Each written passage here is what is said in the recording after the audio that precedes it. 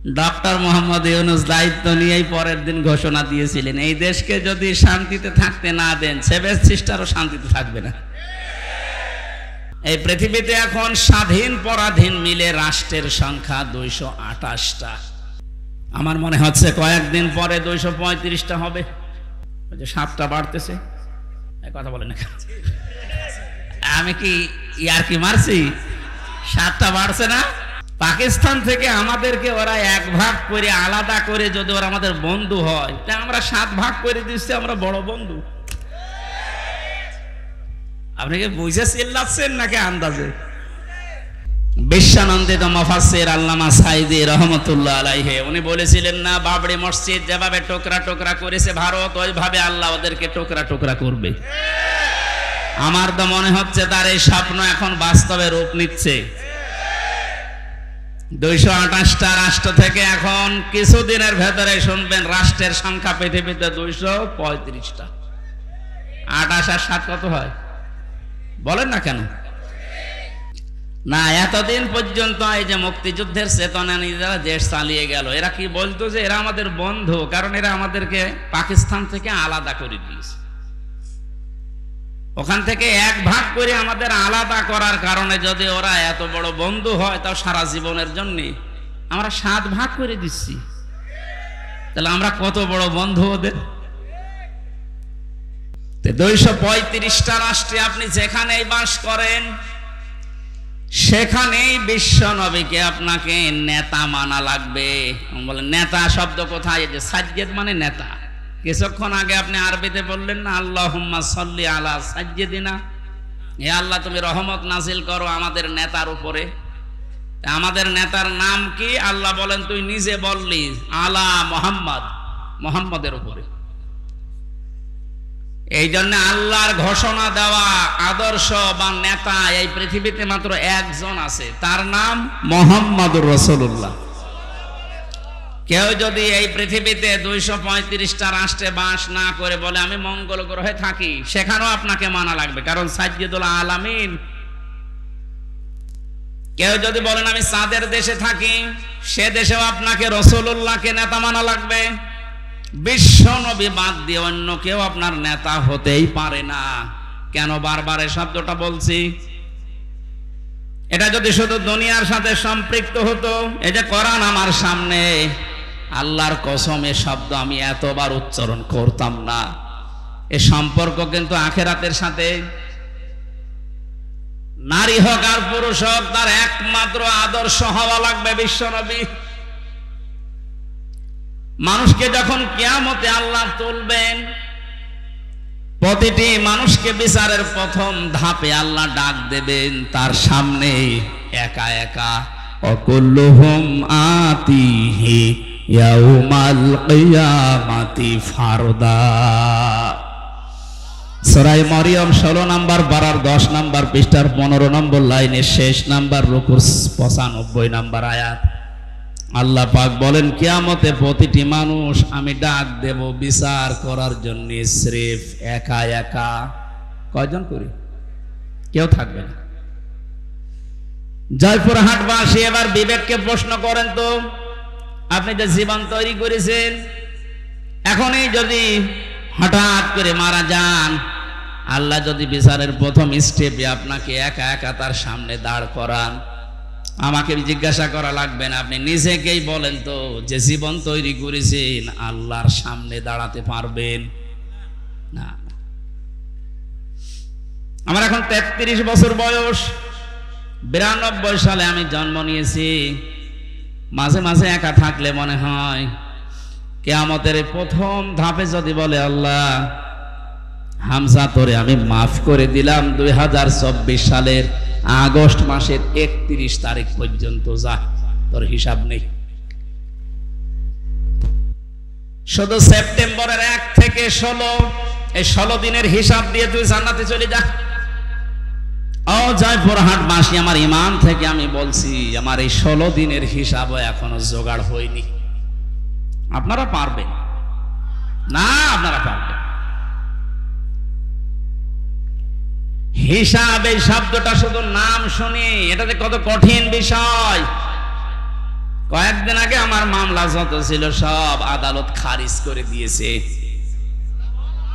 মামলার কপি হাতে নিয়ে বিচারপতি বলছে, কি দেখে মামলার বিচার করব, এর মধ্যে কোনো মাল নেই, ফেলে দিবে। সরকারি পিপি যে ছিল তারে বলছে, কি দেখে বিচার করবো, একটা মামলা হইল, কে নাকি ওর ওয়াজ শুনে কে সংসদ ভাঙতে গেছে সেই 20 সালে, আমারে সন্দেহ করে ধরে নিয়ে 3 বছর আটকিয়ে রেখেছে। আমি বলতে গেলাম যে বিচারপতি, এই মামলা তো আপনার হাতে 3 বছর ছিল, এতদিন তো আপনি কিছুই বলেননি, হঠাৎ আজকে বলছেন কোনো মাল নেই। এই কথাই বলতো যে হুজুর আমার কিছু করার নেই, আমার হাত বাঁধা ছিল। কথা বলছেন এখানে। 3 বছর পরে এখন যেমন হাত বাঁধা নেই, খোলা আছে। এদেশে এখন 1628টা চেয়ার দায়িত্বে আছে বাংলায়, তার ভেতরে আমাদের ওসি সাহেব একজন। আমরা চাই 1628টা চেয়ারে যারা বসে আছে তাদের হাত যেন একটাও বাধা না থাকে, সব আবু সাইদের মতো খোলা থাকে। বৈষম্য বিরোধী ছাত্র আন্দোলনে যারা শহীদ হয়েছে তাদের রক্তের দাম যদি দিতে চান, তাদের জীবনের দাম, তাদের যে 9টা দাবি ছিল তার 2 নাম্বার দাবি এইটা যে আমরা কারো হাত বাধা দেখতে চাই না, সবার হাত খোলা থাকবে। তো বাস্তবতা পেয়েছিলাম কি, এই 15.5 বছরে শুধু একজনের হাত খোলা ছিল, বাকি কাওয়া কাদের থেকে শুরু করে যারা সব হাত বাঁধা ছিল। এজন্য বাকি যা বলতো সব ভুয়া, ওই একজন যা বলবে তাই। যেহেতু উনি আর নেই, না না, যেখানে যাই যাক, যেন ভালো থাকে। আমরা চাই এ দেশে কিয়ামতের আগে যেন আর কারো হাত বাঁধা না থাকে। ওনাদেরকে যে পাওয়ার দেওয়া আছে ওই অনুযায়ী যদি এদেশে সঠিকভাবে প্রতিটি চেয়ার থেকে হাত খোলা অবস্থায় কাজ করতে পারে, এ দেশটা দাঁড়িয়ে যাবে ইনশাআল্লাহ। আপনি মিনি জান্নাত দেখতে চান? আমি বহু উন্নত দেশে গেছি বিশ্বে। আমি আকিজ গ্রুপে ছিলাম, আপনারা জানেন, ওদের বহু দেশে ব্যবসা আছে। একটা ভিসা লাগালে 27টা দেশ ঘোরা যেত। এরকম জায়গা জায়গায় যেয়ে দেখেছি ওই সমস্ত দেশগুলো উন্নত হওয়ার পেছনে কারণ এই, ওরা যে আইন পাশ করেছে ওইটার প্রয়োগ আছে। আমাদের দেশেও আইন পাশ হয়, কিন্তু প্রয়োগ করতে গেলে ওনাদের হাত বাঁধা। এই জন্য হাত যেন আর কারো বাধা না থাকে। শুধু এতটুকু না, আমার এই যে 3টা বছর এখন তো আমি নির্দোষ খালাস পেয়েছি, আদালত প্রমাণ করেছে যে আমার কোনো দোষ নেই। কথা বলেন না কেন? তাই তো আমার এই বেকসুর খালাস দিত, কোনো দোষ পাইনি, এই জন্য বলছে না এ মামলার আর কিছু হবে না, সব শেষ। তাহলে আমি চাই আমাকে 3টা বছর বিনা কারণে আপনি আটক করে রাখলেন, আমার মামলার আয়ুর সাথে এবং টপ টু বটন যারা জড়িত প্রত্যেককে এভাবে 3 বছর করে আটক করে রাখা হোক। আমার রেখেছিল ফাঁসির কন্ডেম সেলের ভেতরে, আপনাকে রাখা হবে আয়না ঘরে। অনেকে বলছে আমি চট করে চলে আসবো, আসেন আয়না ঘরে ঢুকলে আপনি আসেন। 1,10,000 মানুষ এখন জেল খাটতেছে সারা দেশে। আমি যতটুকু 3 বছরে বুঝেছি, আমার মনে হয় 100 জনের প্রায় 60 থেকে 65 জন মানুষ নির্দোষ, কিছু জানে না, আন্দাজে তারা জেল খাটতেছে।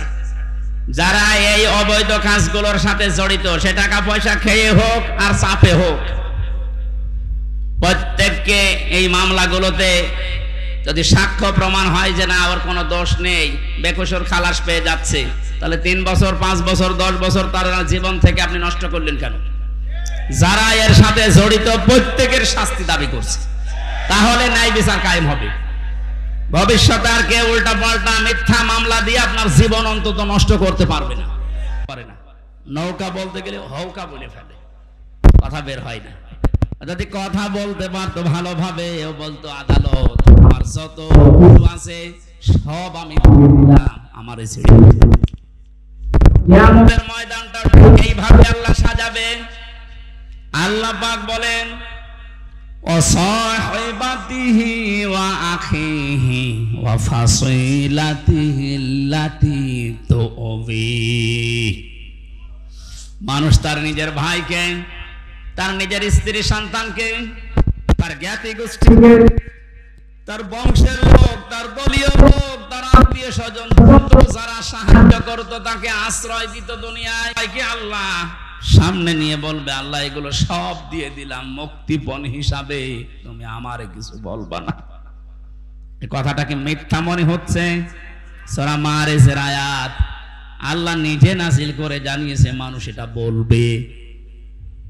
আমিও হতে পারি, আপনিও হতে পারেন, কিয়ামতে বলা লাগবে, আল্লাহ আমার এই মেয়েকে আমি দিয়ে দিলাম। এই আয়াতটা যখন আমি জেলখানায় থাকতে পড়েছিলাম, তখন ওই ছোট মেয়েটার বয়স 1 বছর মাত্র। সবচেয়ে বেশি মনে পড়তো ওর কথা। মাঝে মাঝেই চিন্তা হতো, আল্লাহ এর প্রতি আমার যে ভালোবাসা, দুর্বলতা, মহাব্বত তুমি তৈরি করে দিয়েছো, কিয়ামতে এই ফারিহা জান্নাতকেও নাকি আমি বলবো আল্লাহ এরেও দিলাম মুক্তিপণ হিসাবে। এটা আমার কেমন লাগে, আমার বিশ্বাস হতে চায় না। কিন্তু কিয়ামতের ভয়াবহ যে দৃশ্য আল্লাহ নিজে ফুটিয়ে তুলেছেন, তখন মনে হয় না ফারিহা না, ফারিহার মাকে পর্যন্ত বলা লাগবে আল্লাহ এরেও দিয়ে দিলাম। ফাসিলাতিহি আল্লাতী তু'বি ওয়া মান ফিল আরদি জামিয়া। দুনিয়া আমার স্থাবর অস্থাবর যত সম্পদ আমি বৈধ অবৈধ পথে উপায় করেছিলাম, সব তোমাকে দিলাম। সুম্মা ইউনজি, এরপরও তুমি আমারে নাজাত দাও। সঙ্গে সঙ্গে আল্লাহ ধমক দেবেন, কাল্লা ইন্নাহা লাযা, কখনোই না, তোরে আমি লাজাই ঢোকাবো। কোথায়? এখানে আলেম থাকলে জিজ্ঞাসা করেন, লাযা শব্দটা শুনতে যত সহজ মনে হচ্ছে, ভেতরের অবস্থাও অত সহজ না। আল্লাহ বলেন নাযাআতাল লিশাওয়া, এখানে প্রবেশ করার সঙ্গে সঙ্গে মানুষের আগে চামড়া উঠে যাবে। জয়পুরহাটবাসী কি একটা ঘর আল্লাহ বানিয়েছেন, যেখানে প্রবেশ করলে আগে মানুষের চামড়া উঠে যাবে। রিমান্ডে আমি দেখেছিলাম, মাটির নিচে যখন আমাকে নিয়েছে, তো বহু ভয়ঙ্কর জায়গা আমি দেখেছি। মানুষের যে নখ তুলে নেয়, মাঝে মাঝে যে ডিম দেওয়ার নাম শুনি, এ বাস্তব আমি দেখেছি নিজে। যতদিন রিমান্ডে ছিলাম আমি বহু মামলার আসামি, কিন্তু কোনো দিন আমার চামড়া খুশি পড়িয়ে গেছে না, হয়নি। বহু কষ্টকর সময় পার করেছিলাম খেয়ে না খেয়ে। ওনাদের আলেমদের প্রতি একটু বেশি অ্যালার্জি ছিল। অধিকাংশ অফিসার গুলো আমার ভাগ্যেই পড়ে, ভাগ্যই খারাপ মনে হয়, ভাগ্যে পড়েছিল সব হিন্দু। ওরা তো আর আলেম সালেম বোঝে না। আজকে নয়ন হোসেন একজন মুসলিম, ওনার হাতে যদি আমি পড়তাম, হয়তো আর কিছু না হোক, নামের আগে আলেম দেখেও ভেতরে একটা মায়া আসতো।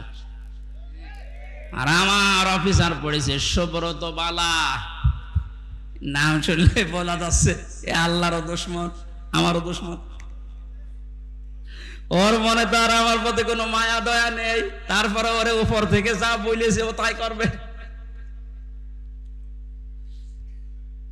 বহু ভয়ঙ্কর কষ্টের ভেতরে দিন পার করেছিলাম, কিন্তু আমার চামড়া উঠে যায়নি। কিন্তু আয়াতটা পড়ার পরে আল্লাহ জানিয়েছেন নাযাআতাল লিশাওয়া, এমন একটা ঘর আমি বানিয়েছি লাজা, এখানে ঢুকলে আগে চামড়া খসে যাবে। কি ভয়ঙ্কর হতে পারে আপনি বলেন? কাদেরকে জাহান্নামে লাজা ডাকবে? তাদউ মান আদবারা ওয়া তাওয়াল্লা ওয়া জামাআ ফাআওয়া, যে মানুষগুলোকে সত্যের দিকে আহ্বান করা হয়, সত্যকে সত্য জানার পরও যারা অহংকার করে, এদবার করে, মুখ ফিরিয়ে চলে যায়। আর এই চরিত্রের মানুষ বাংলাদেশে বেশি। ও জানে যে এটা সত্য বিষয়, সত্য পথ, এরপরও হিংসা করে, অহংকার করে মানতে চায় না। খালি দেখে যে এটা তো আমার দলীয় লোক না, এটা আমার বাবার মুরিদ না, তখন আস্তে করে মুখ ফিরিয়ে চলে যায়। এই যে সত্যকে আপনার মন বলছে যে এটা সত্য পথ, এটা সঠিক পথ, শোনার পরে জানার পরও যদি আপনি মুখ ফিরিয়ে চলে যান, আপনাকে আল্লাহ প্রবেশ করাবে লাজায়। কোথায়? কি ভয়ঙ্কর তথ্য আল্লাহ দিলেন দেখলেন না? চামড়া খসে যাবে আগেই। 2 নম্বরে দুনিয়ায় যারা মাল সম্পদ অর্থ সম্পদ শুধু জমা করে আর কি করে সংরক্ষণ করা যায় এই চিন্তা ভাবনায় থাকে। এই 15.5 বছরে যারা টাকা পয়সা জমিয়েছে আপনি দেখেন তাদের দিকে, কোনদিন ঘূর্ণ অক্ষরও ভেবেছিল যে এভাবে আমার হঠাৎ করে হারিয়ে যাবে? ভাবে না। যারা জমা করেছেন বৈধ অবৈধ না দেখে শুধু জমিয়েছেন জমিয়েছেন জমিয়েছেন, আর কি করে সংরক্ষণ করা যায়, এটা স্থায়ী করা যায় সেই চিন্তা ভাবনা করে শুধু স্থায়ী করার চিন্তা। দেশে জায়গা নেই, বেগম পাড়া বানিয়েছে, সুইস ব্যাংকে রেখেছে টাকা। অনেকের কত টাকা সে নিজেও জানে না। এখন কিছু কিছু মানুষ ধরা পড়ছে দেখছেন না, বালিশের ভেতরে টাকা, ফ্রিজে টাকা। একটা মানুষের চলতে কত টাকা লাগে বলেন তো? এই যে দরবেশ, কি হবে তারা টাকা দিয়ে বলেন?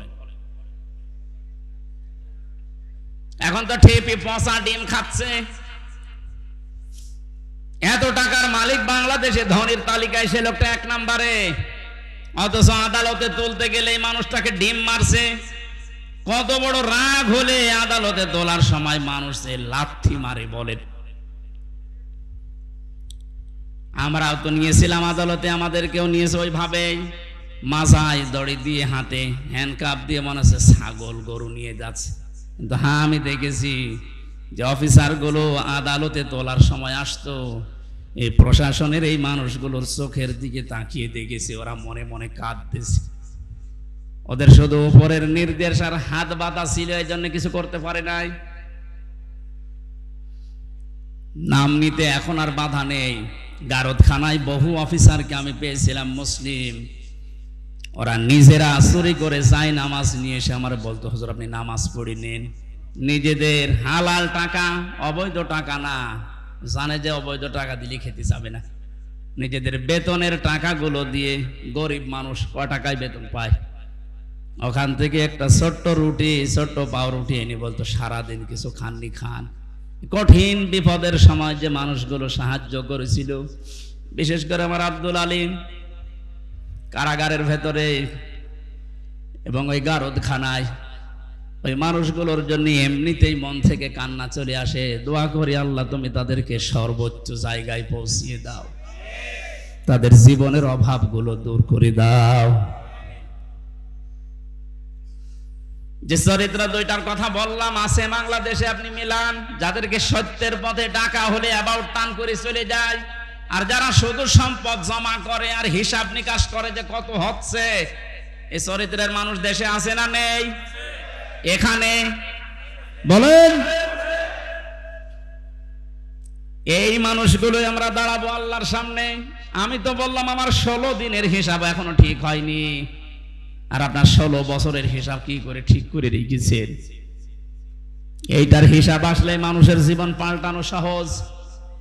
ওই যে মক্কার লোকগুলো যারা মানুষ খুন করত, জেনা করত, মানুষের সম্পদ ছিনতাই করত, ওদেরকে যখন নবীজি এই ভয়টা তৈরি করেছিলেন যে জবাব কিন্তু দেওয়া লাগবে, এই মানুষগুলো এতে পরিবর্তন হয়ে গেছে, যারা নারীর ইজ্জতের জম ছিল তারা নারীর ইজ্জতের পাহারাদার হয়ে গেছে। আমরাও এই দেশে এইটাই করতে চাই,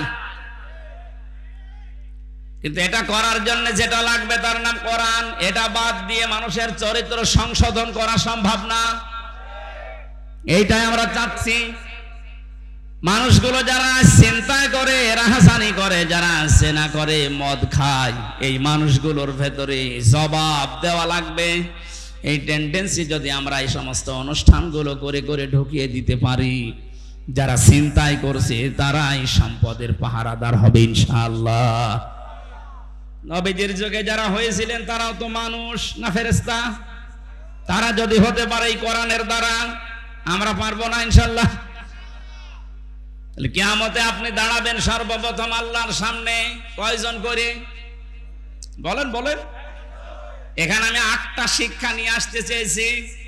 প্রথম নম্বরে আপনার জীবনে যেন একটা ধাক্কা লাগে, না আমি একটু থেমি, একটু থেমে যায়, আমি কি নিয়ে হাজির হচ্ছি। এখনই যদি চোখ বন্ধ হয়ে যায়, আমার তো এখনই দাঁড়ানো লাগবে। দ্বিতীয় নম্বরে, কত মানুষ আমাদের এই ভারত, বাংলাদেশ, পাকিস্তানে বহু জায়গায় আমি ঘুরেছি, মানুষের ভেতরে এই টেন্ডেন্সি, এই বিশ্বাস, এই কথা কে যেন ঢুকিয়েছে যে কোনো চিন্তা নেই, কিয়ামতের ময়দানে বাবা আছে।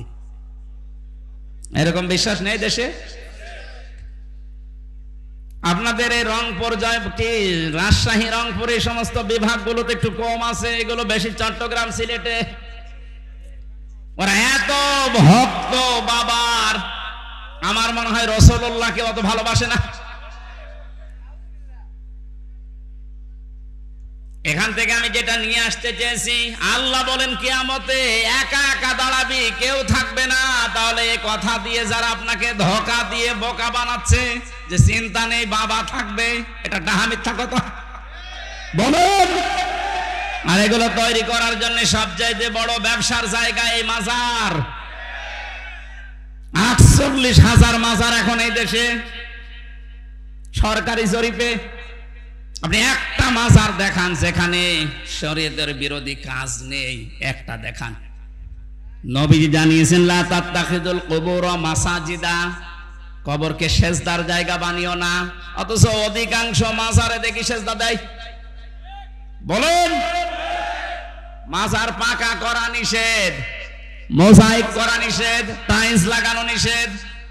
অথচ গরু ছাগল মরে গেলেও 3 তালা হচ্ছে কবর। এই জন্যই তো হক্কানি আলেমরা বলছে মাজার গুড়িয়ে ভেঙে দেন, কোনো কাজ নেই মাজারের। মাজারের যদি এত সম্মান থাকতো, নবীজির জামাই হযরত ওসমানকে দেখে আসলাম, কবর জান্নাতুল বাকিতে পড়ে আছে, একটা পাথর দেওয়া মাত্র, কিচ্ছু নেই। যিনি জান্নাতের গ্যারান্টি জিন্দা অবস্থায় পেয়েছেন দুনিয়ায়, তার কবর যদি শুধু একটা পাথর দেওয়া থাকে মাথার কাছে বা পায়ের কাছে, আপনি কি তার চাইতে বড় কিছু হয়ে পড়েছেন যে আপনার কবর পাকা করা লাগবে? এগুলো যারা করছে বা করবে, এক কথায় বলছে সব ব্যবসা, কোনো কাজ নেই। মাজারে আগরবাতি, মোমবাতি, টাকা পয়সা দিলে যদি ভাগ্য খুলতো, রাসূলুল্লাহর যে কবর আমার মনে হয় 50 তলা হয়ে যেত। কথা বলুন, পৃথিবীর সর্বশ্রেষ্ঠ মানুষের কবরে যদি টাকা দেওয়া না লাগে, মোমবাতি দেওয়া না লাগে, আগরবাতি না লাগে, দোয়াও করতে দেয় না। আমি রাসূলের রওজার পাশে দাঁড়িয়ে শুধু এভাবে হাত তুলেছিলাম যে পুলিশ পাহারা দেয় ওখানে, আমার হাতের উপরে ওই যে লাঠি হাতে থাকে, বাড়ি দিয়ে বলছে কি চাচ্ছেন আপনি?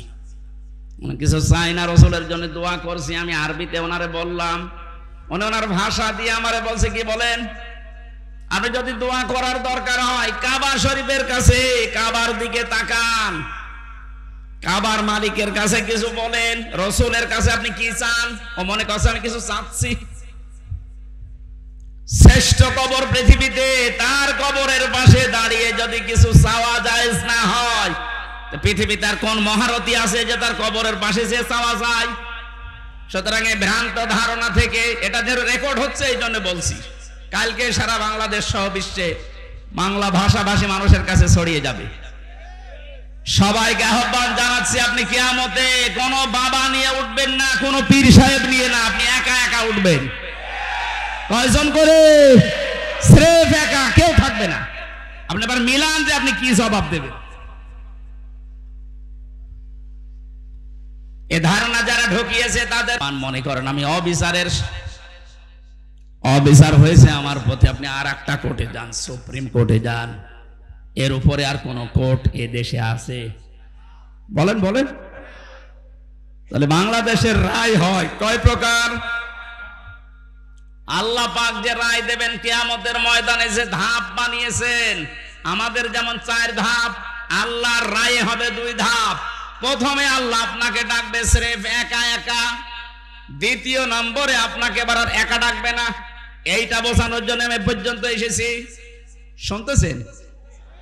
কিয়ামতে এবার আল্লাহ মানুষকে, প্রতিটি মানুষকে ডাক দেবে, ইয়াউমা নাদউ কুল্লা উনাসিম বিইমামিহিম, সূরা বনী ইসরাইল 15 নম্বর পারা 8 নম্বর পৃষ্ঠার 3 নম্বর লাইনের 72 নম্বর আয়াতের প্রথম অংশে আছে। এটা তাফসিরে ফি জিলালিল কোরআনে আছে। আমি বিশ্ববিদ্যালয়ে থাকাকালীন যত তাফসির মিলিয়েছি এই ইমামিহিম এই শব্দের সাথে 42টার উপরে আমি দেখেছিলাম ইংরেজি সহ প্রতিটি মুফাসসির আয়াতের ব্যাপারে এক কথাই দিয়েছেন। আল্লাহ পাক বলেন কিয়ামতের ময়দানে প্রতিটি মানুষকে বিচারের দ্বিতীয় ধাপে আমি ডাক দেব তার নেতার সাথে। কার সাথে বলেন বলেন? এবার আমার প্রশ্ন আপনার বিবেকের কাছে, এই এদিকে তাকান। প্রথম ধাপ তো শেষ, আপনি কি করবেন আপনি জানেন আর আল্লাহ জানেন। আমি তো বললাম আমারটা মিলানো সম্ভব হচ্ছে না, তাও 16 দিনের। আপনি 16 বছর 32 বছর 45 বছর 60 বছর মিলাবেন কি করে বলেন? আপনার তো এখনই কান্নাকাটি শুরু করা দরকার। ওই বিবেক যেহেতু আপনার মরে গেছে, এবার দ্বিতীয় ধাপে আসেন। তো আপনাকে এবার আল্লাহ একা আর ডাকবে না, অবশ্যই কোরআনের আয়াত সত্য 100 ভাগ না 98 ভাগ বলেন বলেন? 100 ভাগ সত্য বিশ্বাস করেন তো? তাহলে আল্লাহ এবার আপনাকে ডাকবে আপনার ইমামের সাথে। এখানে ইমাম মানে নেতা, ইমাম মানে কি?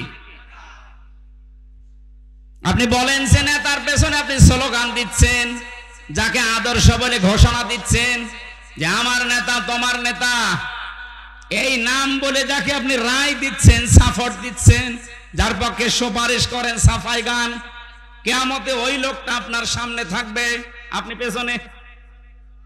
কি মনে হয় আপনার যে নেতার পেছনে আপনি ঘোরেন, যারা আদর্শ মতো চলেন, ওর যে চরিত্র, ওর যে সুরাত সিরাত, ওরে আল্লাহ দেখলে মাফ করবে বলে মনে হয়? দেখলেন, এখনই বলছি না, ও তো ধরা খাবে।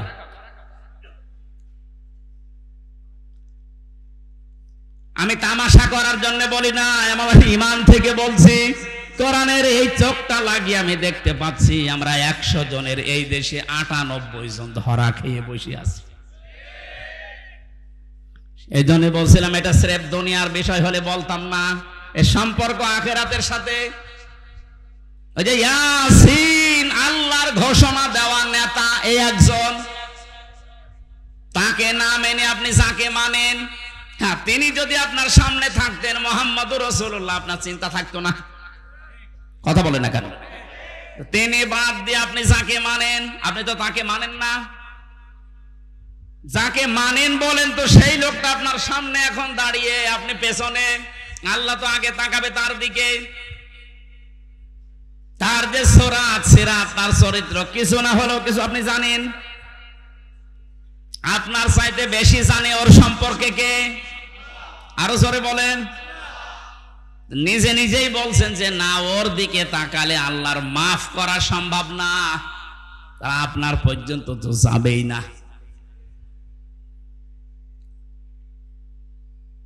আমার ভয় হচ্ছে এই কারণে যে আমরা না জানি ওই ময়দানে অধিকাংশ মানুষগুলো দাঁড়িয়ে থাকি কিনা। আল্লাহর ঘোষণা দেওয়া নেতা যেহেতু মুহাম্মদুর রাসূলুল্লাহ, আর উনি শুধু বাংলাদেশের জন্য না, ভারতের জন্য না, তামাম দুনিয়ায় যত রাষ্ট্র আছে যেখানেই বাস করেন আপনাকে বিশ্ব নবী নেতা মানা লাগবে। এতদিন শুনেছেন যে ইয়াসিন সূরা পড়লে 10 খতম কোরআন শরীফে সওয়াব হয়, কিন্তু এর ভেতরে 83টা শিক্ষা আছে। আমি একটা একটা করে কেবল 5টা বললাম। 83টা শিক্ষা আপনার প্র্যাকটিক্যাল লাইফে জীবনে আগে সেট করা লাগবে। এরপরে আমি এদিকে পড়েই গেলাম, নেকি হয়েই গেল, তো নেকি কি থাকবে কোথায়? নেকি তো থাকছে না ধরে রাখার জন্য। এমন একটা বিশ্বাস, এমন একটা কথার দ্বারা নেকি সব শেষ। কথা বোঝেন? এই কোরআনে আল্লাহ 500 শরীয়তের বিধান দিয়েছেন। কয়টা? তার ভেতরে এটা একটা। ইয়াসিন হে নেতা, এটা একটা। এরকম কত আছে বলেন বলেন? কেন 500টা বলেন তো? আমি এবার শিক্ষিত মানুষদেরকে বলছি, যত ফরজ ইবাদত আছে দুনিয়ায়, প্রত্যেকটা ফরজ ইবাদতের কিছু মৌলিক বিষয় আলাদা করা আছে। এই যে নামাজ ফরজ না, বলেন না কেন? নামাজ পড়তে গেলে 13টা ফরজ লাগে, ভেতরে আর বাইরে মিলিয়ে। আমি ওসি সাহেবকে বলছি 12টা ফরজ আদায় করে উনি নামাজ পড়লো, একটা ফরজ আদায় করেনি, ওনার সওয়াব হবে কয়টা? কথা বোঝার পরে বলবেন ওনার সওয়াব কয়টা হবে? কিচ্ছু হবে না, জিরো, শূন্য। এখন যদি বলেন না বাস্তবতার সাথে তো মিলছে না, আমি তো 12টা করেছি, অন্তত 5টা সওয়াব দেন, হবে? কারণ আপনি বাদ দিয়েছেন কি? বলেন বলেন। ওয়াজিব আছে 14টা, 13টা আদায় করেছেন, একটা আদায় করেননি, আপনার নামাজ হবে না? নামাজ হবে, কিন্তু জরিমানা দেওয়া লাগবে। সসেজদা বলে না? সসেজদা মানে কি? জরিমানা। সসেজদা মানে কি? তাহলে ফরজ যদি একটা বাদ যায় শেষ, ওয়াজিব বাদ গেলে হবে, কিন্তু সসেজদা দেওয়া লাগবে, জরিমানা না দিলে ওইটাও শেষ। বাকি আছে নামাজ ভেঙ্গে যায়, নষ্ট হয়ে যায় 19টা কারণে। কয় কারণে? এর একটা কারণ যদি পাওয়া যায়, 18টা ঠিক আছে, নামাজ থাকবে না ভেঙে যাবে? আরো জোরে বলেন। এটা যেমন সহজ ভাবে বুঝলেন, নামাজের ভেতরে অমৌলিক কিছু জিনিস আছে যেগুলো না হলেও নামাজ হয়ে যাবে। যেমন সুন্নাত আছে 12টা, মুস্তাহাব আছে 70টা। এরকম ভাগ ভাগ করে আমি 2 রাকাত নামাজ পড়তে গিয়ে 60,000 মাসালা পেয়েছি। কয়টা? আমার মনে হয় এখানে 60,000 মাসলা সবারই জানা আছে। 60টাই জানা নেই। যে জন্য আমি এই পর্যন্ত আসলাম। এবার আসেন, এই যে মঞ্চটা, এই মঞ্চের মৌলিক জিনিস 2টা, একটা খুঁটি আর একটা সামিয়ানা। এই 2টা মৌলিক না, আসল উপাদান। এই 2টা না থাকলে কেউ মঞ্চ বলবে? এই বলেন। অমৌলিক জিনিস আছে, এই যে টিস্যু বক্স, এই মাইক, এই যে ফুল দেওয়া আছে, বিউটিফাই করেছি, এই চেয়ার দেওয়া আছে, এই টেবিল আছে। এগুলো কি না থাকলে মানুষ মঞ্চ বলবে না? এ পর্যন্ত বুঝেছেন কিনা বলেন? যে মৌলিক জিনিস 2টা, অমৌলিক জিনিস 10টা। সংখ্যার দিক থেকে মৌলিক জিনিস বেশি না কম? বলেন। কিন্তু গুরুত্বের দিক থেকে এত বেশি, এর একটাও যদি না থাকে এ মঞ্চ টিকবে? খুঁটি না হলেও হবে না, ছাদ না হলেও হবে না, কিন্তু টিস্যু বক্স না থাকলে হবে না। না বলেন বলেন। কোরআনে আল্লাহ 500 মৌলিক জিনিস দিয়েছেন, 6,666টা আয়াত। এর ভেতরে মাত্র 500 আয়াত শরীয়তের বিধান। আপনি কোথায় 6,666? 500 বাদ গেলে কি হয়? হয়তো বাকি যেগুলো আছে সব ওই টিস্যু, ফুল, ফুলদানি, এই টেবিল, এই মাইকের মতো, কিন্তু 500 যেটা আছে সেটাই সামিয়ানা আর খুঁটির মতো। এর একটাও বাদ গেলে আপনি এখানে বসে থাকতে পারবেন না, কাওয়া কাদের মতো পড়ে যাবে। একবার পড়ে গিয়েছিল না, কেবল স্মার্ট বলেছে আর ঢপ করে গেছে পড়ি। তাহলে ওর মৌলিক জিনিস ছিল না, খুঁটি ছিল না হয়তো, কিন্তু দুর্বল ছিল। এখান থেকে আমি যেটা নিয়ে আসতে চাই, মৌলিক জিনিস না থাকলে অমৌলিক হাজারও থাকলে তার কোনো দাম থাকে না। ওসি সাহেব যদি নামাজ পড়তে গিয়ে 12টা আদায় করে, একটা আদায় না করে, উনি নিজেও এখন বলবে যে কোনো সওয়াব নেই, জিরো হবে, শূন্য হবে। এ পর্যন্ত বুঝেছেন তো? 500 আয়াত শরীয়তের বিধান, একটা মানেননি, 499টা মেনেছেন। কিয়ামতের দিন যখন আল্লাহ মিজানের পাল্লায় আপনাকে তুলবে, আপনারও ওই ফল হবে জিরো, শূন্য। এবার আসেন এই শব্দটার একটু ব্যাখ্যা করি। মিজানের পাল্লা বলি আমরা, মিজান মানে কি? না না, মিজান মানে ন্যায় বিচারের মানদণ্ড। হাইকোর্টের সামনে দেখবেন একটা দাড়ি পাল্লা টাঙানো আছে, কি টাঙানো নেই? ও দাড়ি পাল্লা সরকার টাঙিয়েছে কি খেলা করার জন্য, নাকি ওদের একদিকে ঝুলিয়ে থাকে সমান্তরাল? দেশের 18 কোটি মানুষকে বোঝাতে চায় দেশের সরকার যে কোন জায়গায় যদি ন্যায় বিচার না পাও, এখানে ন্যায় বিচার পাবা, এটা ন্যায় বিচারের প্রতীক। তাহলে দাড়িপাল্লা মানে ন্যায় বিচারের মানদণ্ডের পথিক। এটা আমাদেরকে যে কিয়ামতে আল্লাহ মাপ দেবেন, আমরা জানি যে কিয়ামতে আল্লাহ মাপ দেবেন। আমল কি মাপবে? আমলের মাপ দেবে না মিজানের পাল্লায়? এটা শুনেছেন কোনদিন নাকি আজকে শুনলেন? কিয়ামতের দিন আল্লাহ মাপ দেবে কি? আমল। বলেন বলেন, আমল মানে কি? কে বললো আমল মানে নেক কাজ? মানে আমল মানে শুধু কাজ। নেক কাজ হতে হলে তো সলিহাত ধরতে হবে। তাহলে আমল মানে বাংলায় কি বলেন? কাজ। এখানে যারা আছে, ক্লাস চলছে, আমার ডক্টর গোলাম রব্বানী, আপনাদের নওগাঁয় বাড়ি, ডক্টর লোকমান স্যার এইভাবে হাতে কলমে উনি শেখাতেন। তো তোমরা কাজ করতে চাও, এই যে এই মঞ্চটার কথা বললাম, এটা যদি আমি স্যারকে বলি, স্যার এই মঞ্চটা আপনি মেপে দেন, উনি দাড়ি পাল্লায় তুলে দেবে। এটা মাপার জন্য একটা যন্ত্র আছে না? কি নাম? কি ফিতা। নাম কি? ফিতা দিয়ে মাপলে বুঝতে পারবে না কত কত ইঞ্চি কত ফুট। এই যে পানিটা যদি ওনারে দিয়ে বলি এটা ফিতা দিয়ে মেপে দেন, হবে? এটার জন্য সিসি লাগবে, লিটার লাগবে, এরকম যন্ত্র আছে আলাদা। ওনারা যদি সাইল দিয়ে বলে যে ফিতা দিয়ে সাইল মেপে দেন, হবে? ওটার জন্য বাটখারা লাগে, কেজি লাগে। পৃথিবীর প্রতিটা জিনিস যে তো মাপ করার জন্য আলাদা আলাদা যন্ত্র আছে। তাহলে আমল মানে আমরা সবাই বলছি আমল মানে কাজ।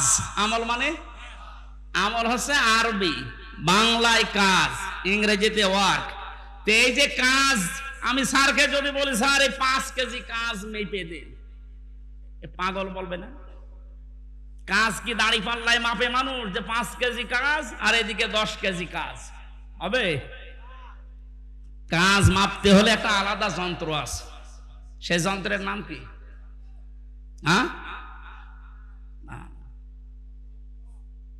আপনারা এলাকায় কি পড়াশোনা নেই নাকি? কি পড়েন? কামেল পাস করেন, অনার্স মাস্টার্স করেন, একটু বুঝে বুঝে পড়া যায় না? কাজ মাপতে হলে একটা আলাদা যন্ত্র আছে, ওই যন্ত্রের নাম হচ্ছে গুরুত্ব। নাম কি? কাজ মাপে মানুষ গুরুত্বের ভিত্তিতে। এই মানুষগুলোকে আল্লাহর কোরআনের অনুষ্ঠানগুলোতে অতিথি বানাবে, তাহলে ঝামেলা হবে না ইনশাআল্লাহ।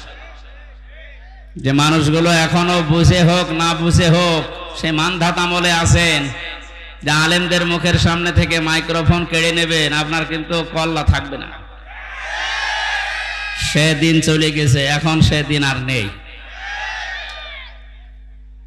কয়েকদিন আগে বাংলাদেশের গোয়েন্দা বিভাগের প্রধান যিনি, আমি কথা বললাম, উনি কল দিয়েছিল, বলছিল হামজা ভাই, সারা বাংলাদেশের যেখানে কোরআনের কথা বলবেন, আল্লাহ যেই ফোর্সে বলতে বলেছেন ওই ফোর্সে বলবেন, কোনো বাধা নেই, কোনো অনুমতি নেওয়ার প্রয়োজন নেই। অন্যান্য ধর্মীয় অনুষ্ঠান যেভাবে বাংলাদেশে হয়, কোরআনের আলোচনা ঠিক ওই ধাঁচে হবে। কেউ যদি বাধা দেয়, শুধু নাম আর বাবার নাম আর জায়গার নাম জানাবেন, ওর ঠ্যাং ভেঙে ফেলবেন। বললাম স্যার আপনি এতদিন ছিলেন কোথায়?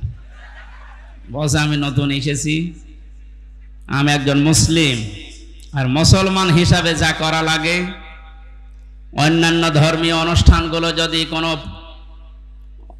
আয়োজন না লাগে, কারো প্রয়োজন না লাগে, অনুমতি না লাগে, ঝামেলা না হয়, ৯৬% মুসলমান এই দেশে আমরা বাস করি, আমাদের কলিজার চাইতেও দামি কোরআনে কারীম, তার প্রচারে প্রসারে অনুমতি নেওয়া লাগবে, ঝামেলা করবে, আর তাকে আমরা ছেড়ে দেব? কখনো না। এই জন্যে যাতে মাতাল হলেও আমরা টালে ঠিক আছি, বাস্তবতা বুঝে কাজ করবেন।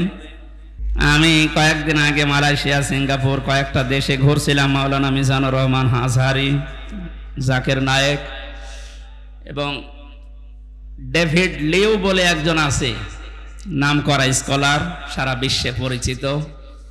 এই মানুষগুলোর সাথে আলোচনা ছিল, ওনারা জানাচ্ছিলেন যারা আমরা এই যে কোরআনে কারিমের ময়দানে কথা বলি, এগুলো একটা ক্লাসের মতো। যদিও এখানে ছাত্রের মান সব এক না, এখানে এক এক রকম ছাত্র আছে। আমাদের বিশ্ববিদ্যালয়ে ক্লাস যারা নিত, সামনে যে সব 82 জন 85 জন বসে আছে, সব এক মাপে, এক ক্লাসের এক মাপের ছেলেরা মেয়েরা। এখানে যারা আছে সব কেউ এক মাপের নাকি? এখানে এমনও লোক আছে একবার বললে বুঝবে, এমন লোক আছে 2 বার বললে বুঝবে, এমন লোক আছে 80 বার বললেও আমরা জিজ্ঞাসা করবে কি। সে যেহেতু সব ধরনের ছাত্র ছাত্রী এখানে আছে, এই জন্য ক্লাসটা একটু কঠিন। তারপরেও আমরা ক্লাস নেব আল্লাহর কোরআন থেকে। ক্লাস সর্বোচ্চ নেওয়া হয় 45 মিনিট। বিশ্ববিদ্যালয়ে যারা ক্লাস নেয় আমরা দেখেছিলাম সর্বোচ্চ ক্লাস নেয় 45 মিনিট। কেন? ভার্সিটি যারা ক্লাস নেয় এদের কোনো যোগ্যতা নেই, 45 মিনিটের পরে আর কথা বলতে পারে না, এই জন্যে নাকি? হ্যাঁ, বিজ্ঞান প্রমাণ করছে মানুষের এই মাথার ভেতরে আল্লাহ 6টা জিনিস বিশেষ করে দিয়ে রেখেছেন। ফ্রন্টাল লব, অক্সিপিটাল লব, এরকম 6টা জিনিস দিয়ে সাজিয়ে এক একটার ভেতরে 8টা 10টা 12টা 15টা 18টা 24টা পর্যন্ত বিষয় দেওয়া আছে। এগুলো ক্যাচ করে। আমি বলতেই থাকলাম, আপনি শুনতেই থাকলেন না। মানুষের মেধায় কথা ধরার একটা লিমিট আছে। বিজ্ঞান প্রমাণ করেছে যে 40-45 মিনিটের পরে আপনি যদি কথা বলেন আগেরটা ভুলে যাবেন, পরে আবার ওইটা চোখ হবে। এই জন্য যারা ক্লাস নেয় সারা পৃথিবীতেই প্রায় এই নিয়ম, 40-45 মিনিটের উপরে কোনো ক্লাস হয় না, কারণ আপনি কথাটা যেন ধরে রাখতে পারেন। এটা জামাতে ইসলামের অনুষ্ঠান নয়, এটা চরমনাই পীরের অনুষ্ঠান নয়, এটা বিএনপির অনুষ্ঠান নয়, এটা আওয়ামী লীগের অনুষ্ঠান নয়। হাদা বায়ানুল লিন্নাস হুদাল লিন্নাস। মানুষ পদবাচ্য যারা বিবেচিত তাদের জন্য আল্লাহ এই কোরআন দিয়েছেন। কথা বলেন ঠিক কিনা? সুতরাং সেই নিয়ত নিয়ে আজকে আমরা এসেছি। বলেন আলহামদুলিল্লাহ। আল্লাহ পাক বলেন তাহা মা আনজালনা আলাইকাল কুরআনা লিতাশকা। হে নবী, এই কোরআন আমি আপনাকে এই জন্য দেইনি যে আপনি মার খাবেন, পৃথিবীতে না খেয়ে থাকবেন, অপমান হবেন, অপদস্থ হবেন, লাঞ্ছিত হবেন, বঞ্চিত হবেন না। এ কারণে আমি কোরআন দেইনি। কোরআনে কারীম আপনাকে আমি দিয়েছি পৃথিবীর উপরে থাকবেন। কোথায় উপরে আছে আজ আমরা? না। আমাদের যে সমস্ত ভুলের কারণে আমরা উপরে থাকতে পারি না, ওই বিষয়গুলো আজকে কোরআনে কারীম দিয়ে আমরা ক্লিয়ার করব। 27টা বিষয় আছে, আজকে আমি একটা বিষয় শুধু ক্লিয়ার করার চেষ্টা চালাবো ইনশাআল্লাহ। আয়াতের শুরুতে আল্লাহ তহা শব্দটা দিয়েছেন। কোরআনে কারিমে আল্লাহ পাক নবীজিকে বিশেষ করে 7টা নামে ডাক দিয়েছেন, তার ভেতরে এইটা একটা। আমি যে কথা বলি ওখান থেকে শিক্ষা নিয়ে আসি, আপনি মিলাবেন তো কি নিয়ে আসি দেখেন। বিশ্ব নবীকে আল্লাহ যে 7টা নামে ডাক দিলেন, তার প্রথম নাম ছিল ইয়াসিন। ইয়া হরফে নেদা, ইয়া মানে হে, সিন মানে সাজ্জেদ। নবীজির আপন চাচাতো ভাই হযরতে আব্দুল্লাহ বিন আব্বাস রাদিয়াল্লাহু তাআলা আনহু রাইসুল মুফাসসিরিন ছিলেন তিনি। বিশ্ব নবী ওযু করার পরে একদিন টয়লেট থেকে বের হওয়ার পরে দেখলেন ওযুর এক বদনা পানিকে যেন সামনে রেখে দিয়েছে। ওযু করার পরে জিজ্ঞাসা করলেন, পানির বোতল বা পানির এই লোটা বদনা কে রেখেছে এখানে পাত্রটা? হযরতে আব্দুল্লাহ বিন আব্বাস নবীজির আপন চাচাতো ভাই, ছোট মানুষ, এসে বলে, ভাই আমি রেখেছি। বিশ্ব নবী ওই সময় ওই ছোট বালকের মাথায় হাত দিয়ে দোয়া করেছিলেন। দোয়াটা হাদিসের পাতায় এত বেশি আকারে হাইলাইট আছে। আল্লাহর নবী বলেছিলেন, মাবুদ তুমি একে দিনের গভীর জ্ঞান দান করো। তামাম দুনিয়াতে যত মুফাসসির আসবে কিয়ামত পর্যন্ত নবীজির এই দোয়ার কারণে এই লোকটাকে আল্লাহ মুফাসসিরদের সম্রাট বানিয়ে দিয়েছেন। এখানে রাইসুল মুফাসসিরিন বলা হয়। তিনি তাফসিরে কাবীরের ভেতরে এই সিন শব্দের 5টা অর্থ দিয়েছেন। সিন শব্দের 5টি অর্থ। প্রথম অর্থ হচ্ছে সাজ্জিদুল আলামিন, সিন মানে সাজ্জিদুল বাশার, সিন মানে সাজ্জিদুল কাউনাইন, সিন মানে সাজ্জিদুল আম্বিয়া, সিন মানে সাজ্জিদুল মুরসালিন। জয়পুরহাটবাসী ক্লাস চলছে, খুব খেয়াল করে কথাগুলো নেওয়ার চেষ্টা করেন। আমি ডেলিভারি দিলে আপনি যেন রিসিভ করতে পারেন ওই রকম প্রিপারেশন নেন। মালয়েশিয়াতে যতগুলো অনুষ্ঠানে আমরা কথা বলতে গেছি, মিজান ভাই দেখেছি বারবার বলেছে মোবাইল যাদের আছে পকেটে রাখেন। একেবারে আমার দিকে অ্যাটেনশন নিয়ে এমন ভাবে থাকবেন মানুষ যেমন মাছ ধরার জন্য বসে থাকে। আল্লাহুম্মা আমিন। ربنا ظلمنا أنفسنا وإن لم تغفر لنا وترحمنا لنكونن من الخاسرين। রব্বুল আলামিন, এ বিশাল আসমানের মালিক, বিস্তীর্ণ জমিনের মালিক, কোরআনে কারীম আমরা শুনতে এসে তোমার শাহী দরবারে হাত তুলেছি। এখানে যা কিছু বলা হবে, শোনা হবে, আমাদের প্র্যাকটিক্যাল লাইফে সেট করার তৌফিক দাও। জীবন চলার পথে যত অন্যায় করেছি আল্লাহ, গোপনে নয় মানব সম্মুখে আমরা প্রকাশ্যে স্বীকৃতি দিচ্ছি আমরা অপরাধী। মেহেরবানি করে জীবনের অপরাধগুলো তুমি নেকি বানিয়ে দাও। মাহফিলের আয়োজন যারা করেছে, শোনার জন্য যারা আসতেছে, কিয়ামতে মুসিবতে এই মাহফিলটা আমাদের জান্নাতে যাওয়ার মাধ্যম বানিয়ে দিও আল্লাহ। সুবহান রাব্বিকা রাব্বিল ইজ্জাতি আম্মা ইয়াসিফুন ওয়া সালামুন আলাল মুরসালিন আলহামদুলিল্লাহি রাব্বিল আলামিন।